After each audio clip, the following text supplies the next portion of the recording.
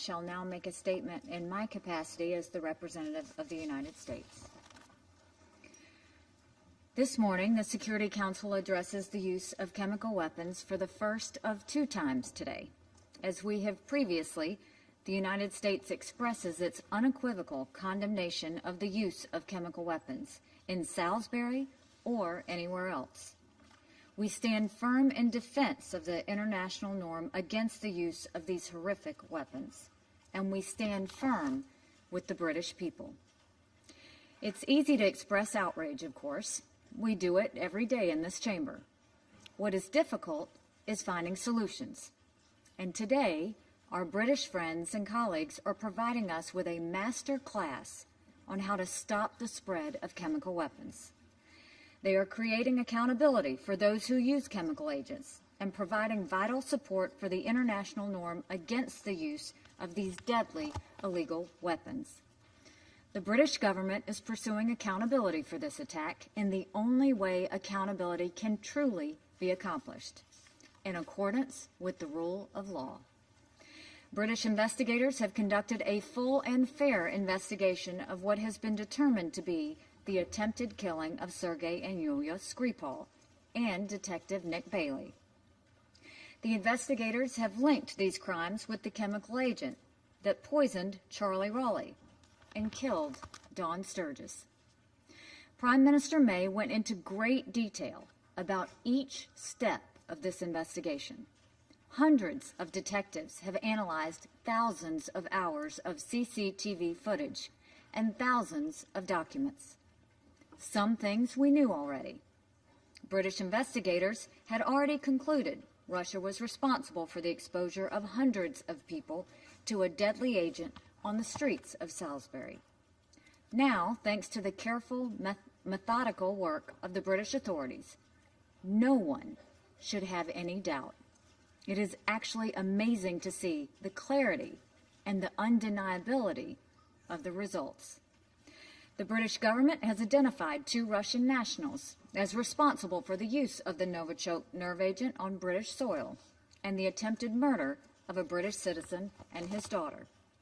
Critically, the British have also concluded that the 2 men are officers of the Russian military intelligence service. This was not, as Prime Minister May said, a, quote, rogue operation. This was a highly planned, purposely driven attack. The British had the suspects on CCTV from their arrival at Gatwick Airport to their travel to the vicinity of the Skripal's house on the day of the attack, and finally their departure from Heathrow back to Moscow. Every one of us in this room and listening around the world should be chilled to the bone with the findings of this investigation. As for the subsequent poisoning of Charlie Raleigh and the death of Dawn Sturgis, Prime Minister May said it well, quote, "Were these 2 suspects within our jurisdiction, there would be a clear basis in law for their arrest for murder." This is how it's done. This is how individuals who commit murder and their heinous crimes are exposed.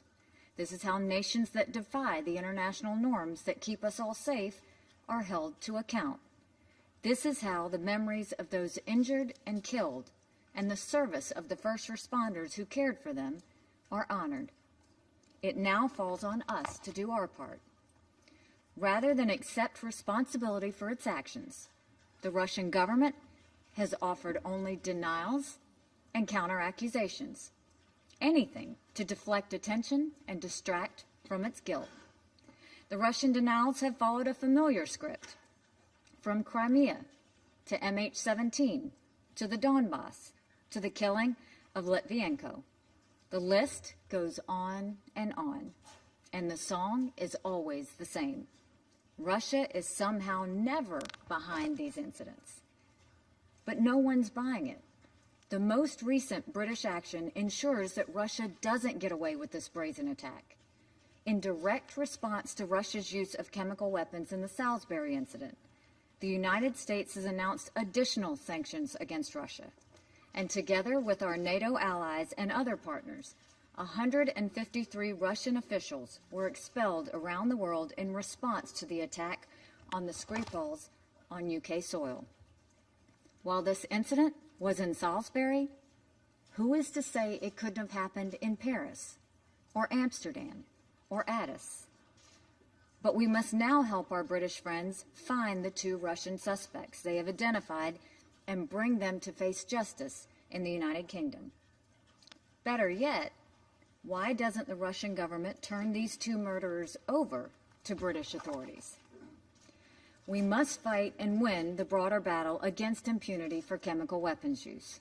This is a day for explanations from Russia and solidarity with our colleagues in the United Kingdom. Thank you. I will resume my function as President of the Council